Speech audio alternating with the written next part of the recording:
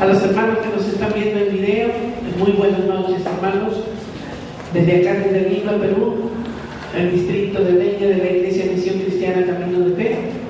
Continuamos con las clases, madurando en el servicio. Estamos ahora ya en la sección 5 del primer ciclo del capítulo 1. ¿Cómo ser un guerrero de oración? ¿Por qué nos pide Dios que oremos? ¡Aleluya! ¡Gloria a Dios! Oh, gracias, Señor. Gracias, Señor. Atendiendo el dominio del hombre, el autor dice que él no comprendía y no veía difícil el por qué Dios le invitaba a orar. ¿Por qué debemos orar? Dios es Dios. ¿Por qué no hace lo que quiere? ¿Por qué tenemos que aparecer en el escenario? ¿Por qué los eventos sobre la tierra tienen que estar relacionados con nuestras oraciones? El autor sabía que sus oraciones le daban resultados en su vida diaria, pero no sabía por qué Dios quería envolverlo en el proceso. ¿Cuál era realmente el propósito de la oración? Dios adjudicó dominio al hombre. Y podemos ver en Juan 5, 26 y 27. Dice, el Padre, no lo da el versículo, le dio al Hijo autoridad, por cuanto es el Hijo del hombre. Es una llave que abrió el misterio y contestó a la oración. Jesús dijo, el Padre le dio al Hijo. ¿Qué es lo que le dio el Padre al Hijo? La autoridad. Por cuanto es el Hijo del hombre. ¿Por qué dice es el Hijo del hombre? Si nosotros siempre hemos escuchado repetir, decir, ¿no? Es el Hijo del hombre. Porque Él nació del vientre de María. Y para Dios, hombre, la palabra hombre encierra hombre y mujer, ¿no? Entonces, ¿hijo de quién? Hijo del hombre. Hijo de una mujer, tan igual que nosotros. A Él fue que le entregó la autoridad. El autor pensó que la mejor manera de expresar debía ser porque es el Hijo de Dios, pero no es así, sino como dice Juan en 5, 26, 27 que acabamos de ver, que el Padre le dio al Hijo autoridad por cuanto es Hijo del hombre. ¿Por qué era necesario que Jesús fuera el Hijo del hombre para tener autoridad sobre la tierra? La respuesta está en Génesis 1, 26. Gloria a Dios. En Génesis 1, 26, Dios hizo al hombre con un propósito divino. Dijo, hagamos al hombre a nuestra imagen, conforme a nuestra semejanza, y señoree. Él le dio el derecho de gobernar en todo lo que se arrastre sobre la tierra. Dios hizo al hombre con un propósito divino. Por eso es que dijo, hagamos al hombre a nuestra imagen y semejanza. ¿A imagen de quién? A imagen de Dios, ¿no? A imagen y semejanza de Dios. ¿Para qué? Para que Él gobernara con derecho y con autoridad. Para eso le entregó Él le dio, lo creó a su imagen, a la imagen de Dios. Dios le entregó al hombre toda la creación sobre la tierra para que la gobernara.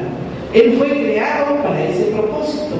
Dios le hizo cabeza o gobernador sobre toda la tierra. En el Salmo 8, David confirma la posición especial que el hombre ocupa en el plan de Dios. En el Salmos 8, 40, del 4 al 6, ¿no? ¿Qué es el hombre para que tengas de él memoria? Le hiciste señorear sobre las obras de tus manos. Todo lo pusiste debajo de sus pies. El hombre recibió su autoridad para dominarlo todo, para gobernarlo todo, para ser el director o cabeza de toda la creación.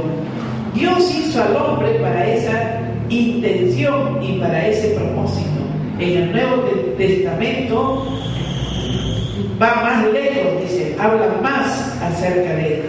¿Qué dice Hebreos 2, 6, 8? Hebreos 2, 6, 8. ¿Qué es el hombre para que te acuerdes de él?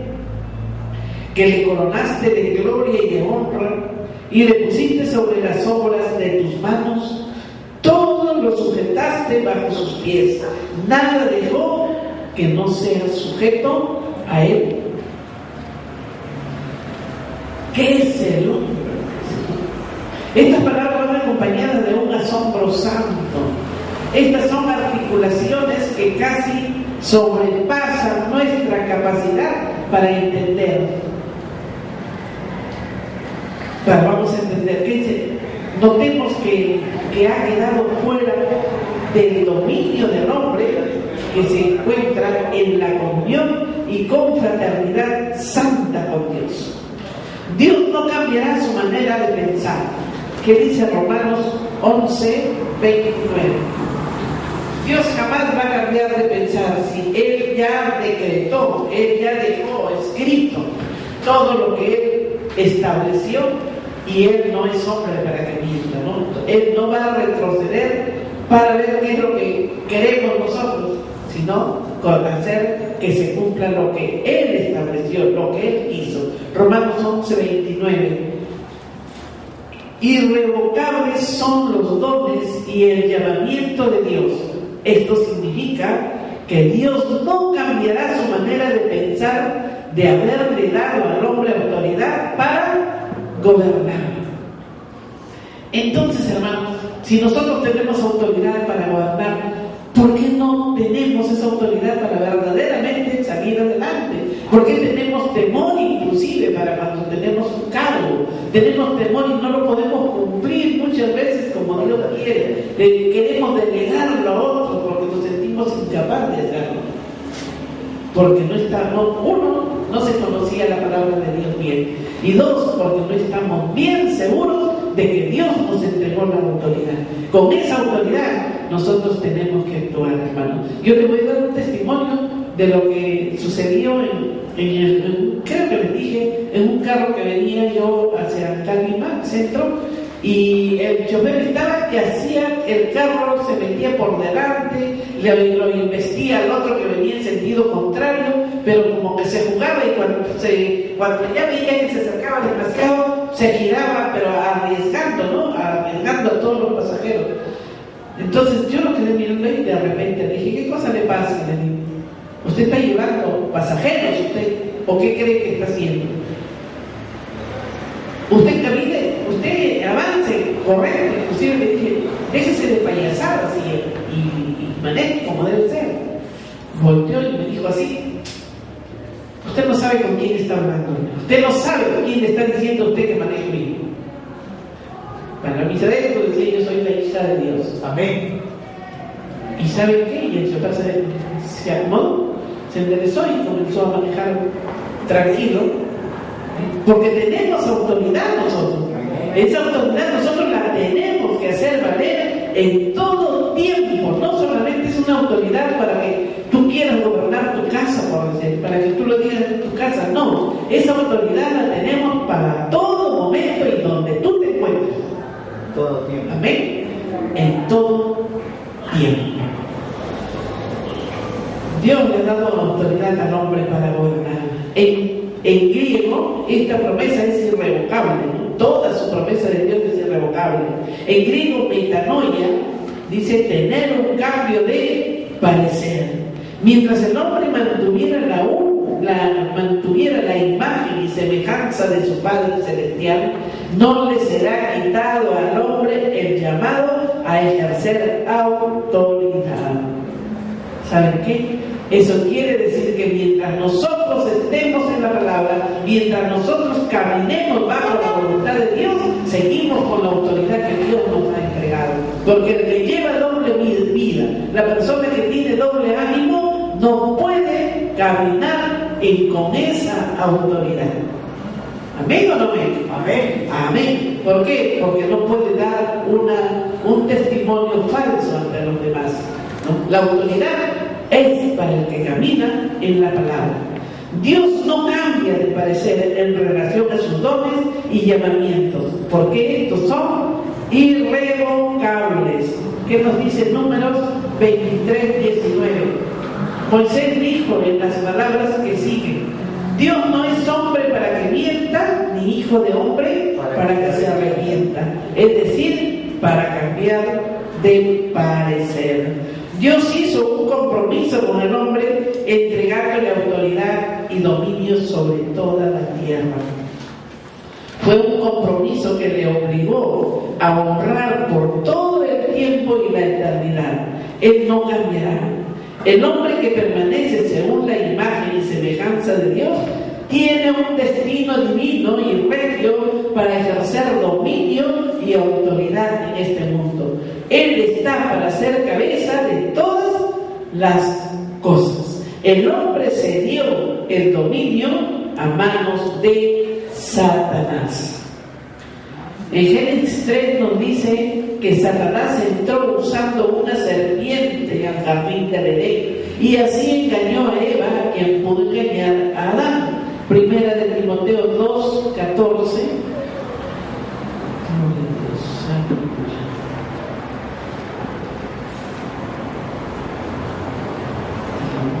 Primera de Timoteo 2:14. Adán no fue engañado. Adán no fue engañado. Adán escogió comer del fruto prohibido y el pecado entró en el mundo por un hombre y por el pecado la muerte. Así la muerte pasó a todos los hombres por cuanto todos pecaron. El vocablo en griego basileo, que significa reinar como rey. Reinó la muerte desde Adán por la transgresión de uno solo, reinó la muerte. Romanos 5, del 12 al 12, 14 y 17, lo acabamos de leer. Uno por quien reinó la muerte. ¿Quién era? Uno por quien reinó la muerte, el diablo, ¿no? Fue el que entró y se quedó. Hebreos 2:14. ¿Qué nos dice Hebreos 2:14? El diablo tenía el imperio de la muerte. El diablo lo tuvo. Este versículo podría ser transformado como si Jesús vino para destruir por medio de la muerte al que tenía el imperio de la muerte. ¿Quién era? El diablo. Cuando Adán y Eva se sometieron a la mentira de Satanás, ¿qué hicieron? Cayeron bajo su dominio. Romanos 6:16. Romanos 6:16. Cuando Adán y Eva se rindieron, se sometieron a la mentira de Satanás, cayeron bajo su dominio.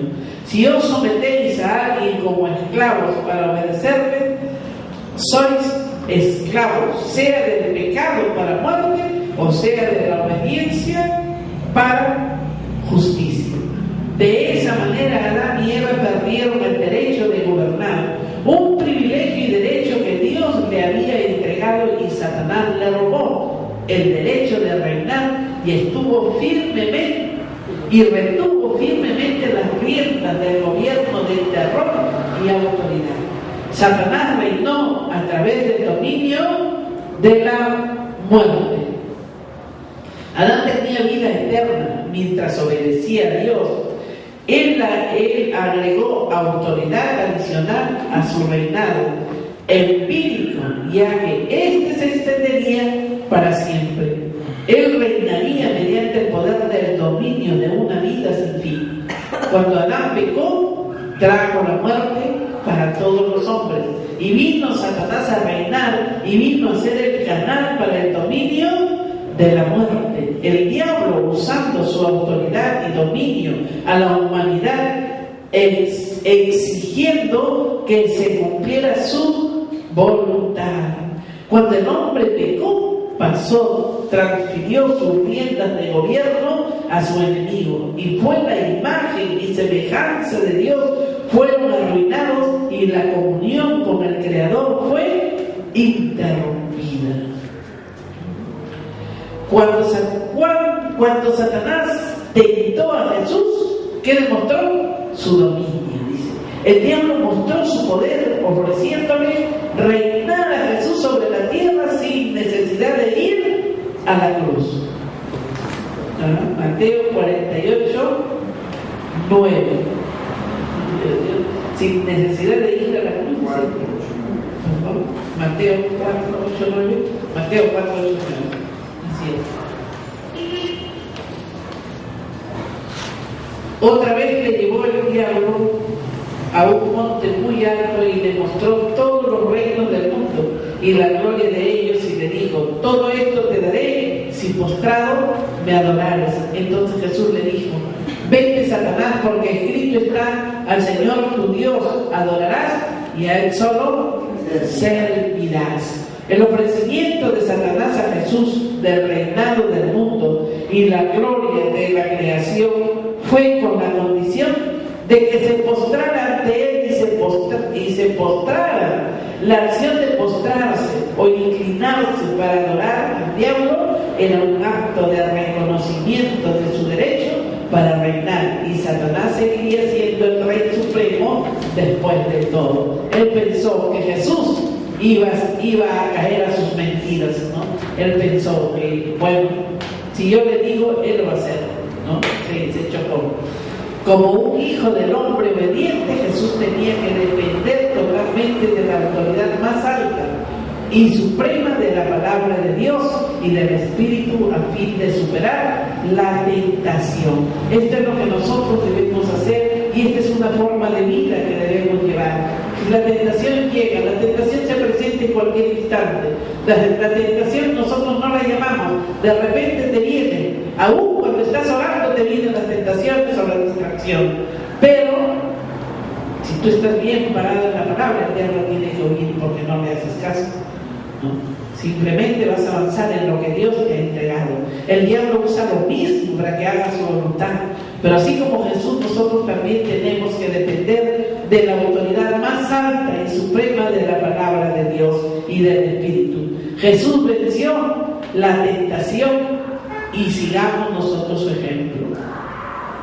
Jesús compró de vuelta el dominio del hombre. Satanás usó el cetro de gobierno que el hombre se lo cedió y lo tuvo hasta que Cristo vino, quien lo redimió, lo compró y trajo de vuelta todo lo que el hombre había entregado a Satanás. Cristo ejecutó esa transacción por medio de venir al mundo como hijo del hombre. Hebreos 2, 14 al 16. El Hijo Divino de Dios vino a ser hijo del hombre. Al nacer en forma humana, vino a ser un hombre como nosotros, a fin de morir y por medio de la muerte destruir el poder del diablo. En otras palabras, para arrebatar o conquistar el dominio o autoridad de manos de Satanás y devolverlo al hombre, recreando de nuevo a este último a la imagen y semejanza de Dios. Este versículo nos confirma que no solo vino como el Hijo de Dios, sino también como el Hijo del Hombre. Esta palabra que sigue es parafraseada. El Hijo Divino de Dios vino a ser el Hijo del Hombre. Al nacer en forma humana, vino a ser un hombre como nosotros, a fin de morir y por medio de la muerte destruir el poder del diablo.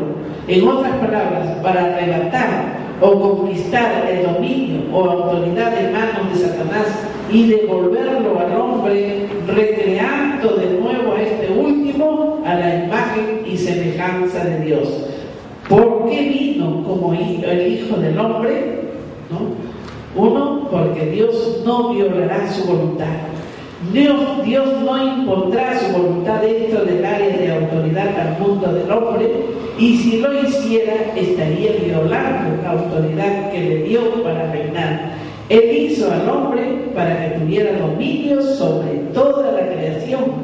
Dios ha comprometido su propio propósito predeterminado. Él no violará su propia voluntad, ni ejercerá autoridad en un reino que haya sido dado a otro. Dios nos entregó autoridad y por eso nos creó y nos dejó a nuestro libre albedrío.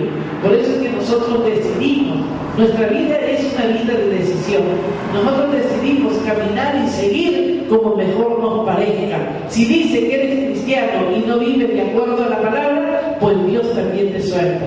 Y vive como tú quieres, de acuerdo a la sociedad o de acuerdo a lo que tu carne quiere, ¿no? Pero Dios no te maneja, Dios no te mueve con hilo. Por eso dice que Él te dio dominio para que tú lo ejercieras aquí en la tierra. ¿De qué? ¿Dominio de qué? El dominio es que nosotros tenemos que dejar de lado lo que no nos conviene. Nosotros tenemos que hacer de lado lo que nos hace daño. ¿Saben qué? Nosotros vamos a entregar cuenta a Dios de este cuerpo que es el templo del Espíritu Santo. Si nosotros no vivimos de acuerdo a la palabra de Dios, este cuerpo lo estamos maltratando. Este cuerpo, este templo, no lo estamos respetando, no estamos limpiando, no le estamos poniendo en el lugar que le corresponde al Espíritu Santo. Amén. Entonces, recordemos que Dios te entregó dominio para dominar aquí en la tierra. Así que aquí nadie te puede dominar, ninguna persona inconversa te puede dar órdenes, ni te puede decir tú vas a hacer esto o lo otro, porque es inconversa. ¿Qué te puede decir? ¿Qué palabra te puede dar para exigirte que hagas lo que quieres? Solamente lo que el diablo quiere te puede exigir. Pero con la autoridad que tú tienes, ya sabes que la persona que te está hablando, tú puedes reprender, tú puedes someterla. Con tu autoridad puedes someter a Satanás bajo tus pies, porque él no puede levantar la cabeza ante ti. Dios te puso en un lugar donde tú tienes que ejercer dominio. Amén. Dios no entrará al reino terrenal de autoridad del hombre sin que Él le invite a hacerlo a través de la oración. Dios no puede ni violará el principio de autoridad delegada a los hombres y mujeres cristianas que tienen responsabilidad en este mundo que Dios no asumirá. Juan 5:27. Gloria a Dios. ¿Cuántos creen, hermanos, lo que nos está hablando acá el Señor? Lo que Dios nos está diciendo, ¿no? De qué manera nosotros recibimos ¿cómo se llama? Ejecutamos lo que Dios nos ha entregado. Juan 5:27. Y también le dio autoridad al Hijo de hacer juicio por cuanto es el Hijo del hombre. 2. Jesús tenía que morir. El dominio del diablo era el dominio de la muerte. Él tenía que ser confrontado y derrotado. Y para esto tenía que venir alguien que entregue su vida por la humanidad, porque esa era la única manera de tener acceso al reino de la muerte. Nuestro Salvador era el único que podía entrar al reino de la muerte y someter al reino satánico. De esta manera el Mesías podría triunfar sobre la muerte y poner en libertad a los cautivos y condenados a la muerte e infierno. En hebreo es Seol y en griego es Hades. Hebreos 2:14. Gloria a Dios. Se hizo carne y sangre al nacer en forma humana, pues únicamente como ser humano podía morir y en su muerte destruir el dominio del diablo, quien tenía el imperio de la muerte. Gloria a Dios. Aleluya, aleluya. Dios Todopoderoso, solamente Él es el único quien toma el control de todo. Jesús murió y al morir tuvo acceso al reino de la muerte. De esa manera conquistó la muerte y puso a los cautivos en libertad. Él sacó a los prisioneros del Hades, a una multitud de almas justas que habían muerto y las llevó al cielo. Cuando Satanás Cuando Jesús entró al infierno, Satanás creía que había ganado. Satanás se reía, bailaba, danzaba y decía: yo soy más fuerte que Dios, porque yo le tengo aquí a su hijo. Y no se daba cuenta que Jesús estaba burlando a Satanás, porque en una de esas cogió las llaves del Hades, abrió las puertas del infierno y todos salieron en libertad. De esa manera venció Cristo Jesús la muerte. Amén. Jesús restauró el dominio al hombre. Cristo triunfó sobre la muerte tanto en la cruz como en la dimensión de la muerte, el infierno. Gloria a Dios. El propósito original de Dios fue que el hombre tuviera dominio sobre la tierra. Entonces podría decir en el día de la resurrección, según Mateo 28, del 18 al 20, toda potestad o dominio me es dada en el cielo y en la tierra. Y aquí yo estoy con vosotros todos los días hasta el fin del mundo. Gloria a Dios. 60 años después de su resurrección, Jesús vino a Juan revelándose en la isla de Patmos, donde estaba exiliado, prisionero. La siguiente es la proclamación triunfante de Jesús en Apocalipsis 1, 18. Gloria a Dios. Apocalipsis 1, 18. Y el que vivo y estuve muerto, el que vive y estuvo muerto, mas he aquí que vivo por los siglos de los siglos. Amén. Y tengo las llaves de la muerte y del Hades. Acá está confesando, hablando Jesús. Este es su gobierno. Lo que Dios se propuso ejecutar en el huerto del Edén tenía que ser. Por eso Jesús vino en la imagen y semejanza de Dios para reclamar lo que Adán había perdido. Vino para producir una nueva familia de hijos a la imagen y semejanza de Dios, quienes volverían a ejercer la autoridad y dominio sobre la creación de Dios. Jesús vino como el Hijo del Hombre, conquistó completamente a Satanás, lo venció las tentaciones y mostró su victoria sobre la muerte por vía de la resurrección. Su victoria como el Hijo del Hombre, gloria a Dios, volvió a ganar el dominio para todos los hombres. Cuando oramos, Dios viene en respuesta a nuestra petición, debido a que el dominio ha sido restaurado en el hombre. Jesús responde a nuestra invitación. Gloria a Dios, triunfo total. Colosenses 2, 15. Y despojando a los principados y a las potestades, los exhibió públicamente, triunfando sobre ellos en la cruz. Jesús venció al diablo y a sus mensajeros del mal en la cruz, para todas las razas del mundo y para todos los tiempos. No solo los derrotó, sino que también los exhibió públicamente. Segunda de Samuel 16, 13.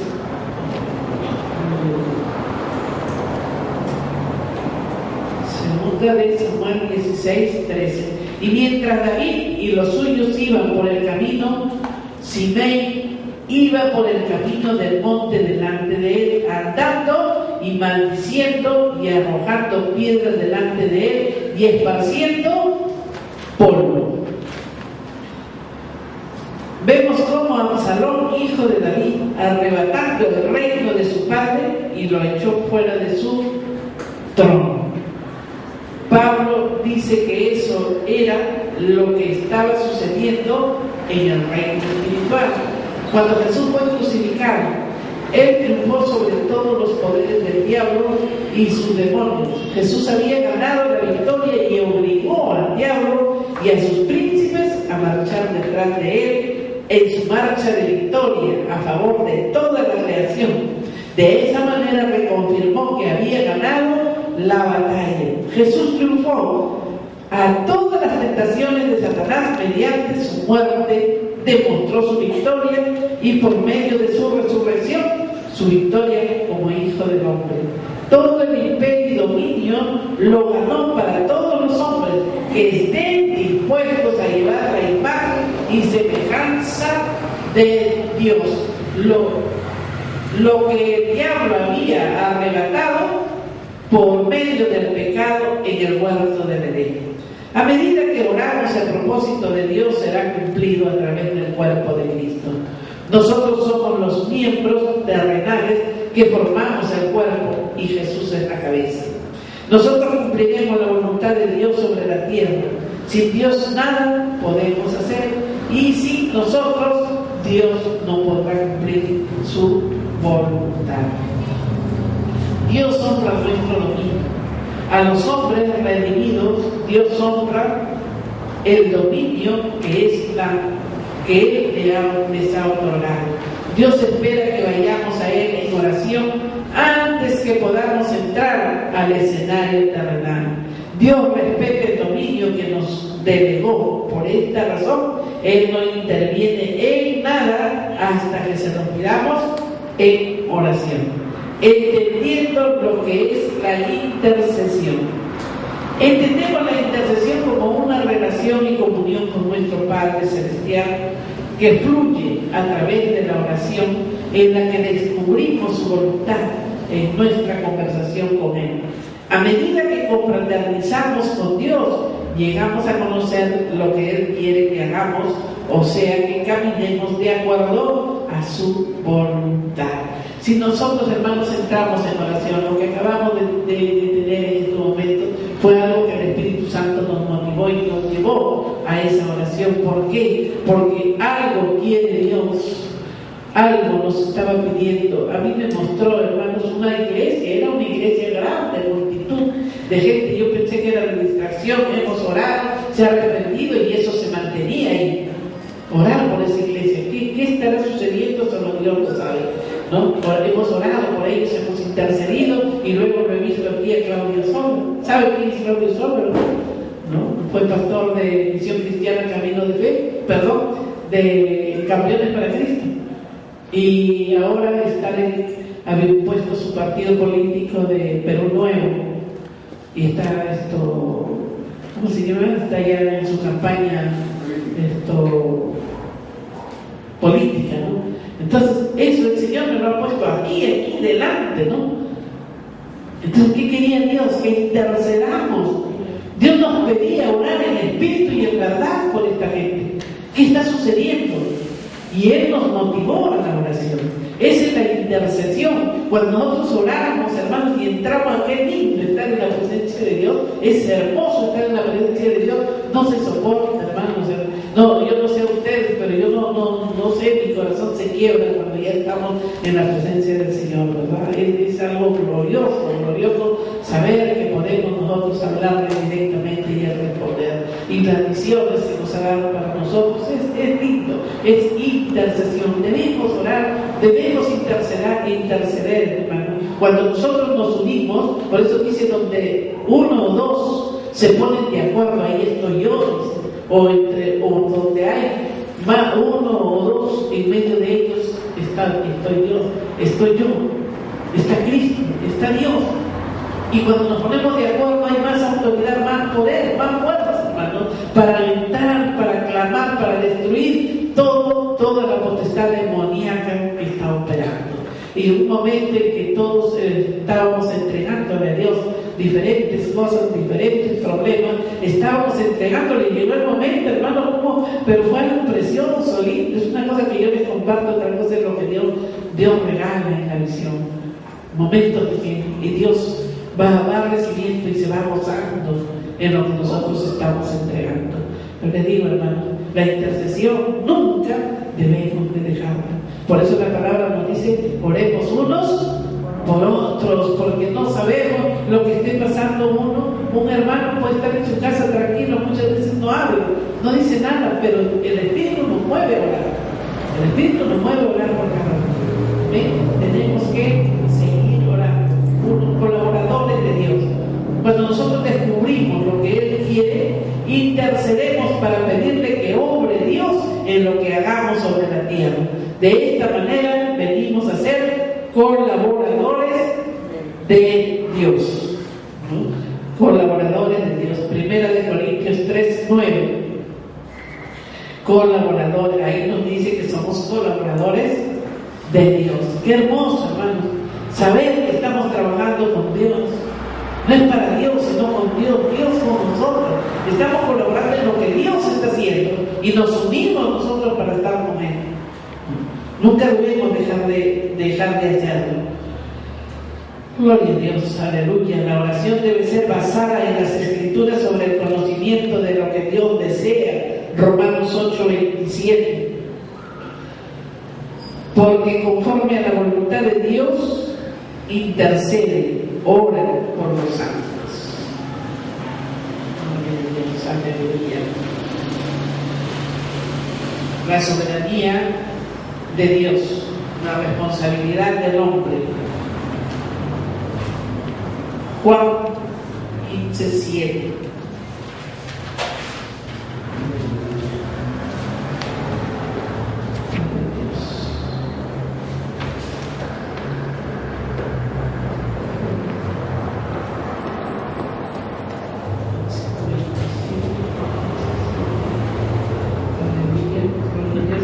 Juan 15:7.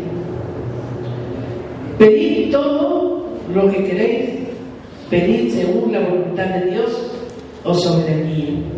Y en Juan 5:27 podemos recordar que Jesús dijo: y también le dio autoridad de hacer juicio por cuanto es el Hijo del Hombre.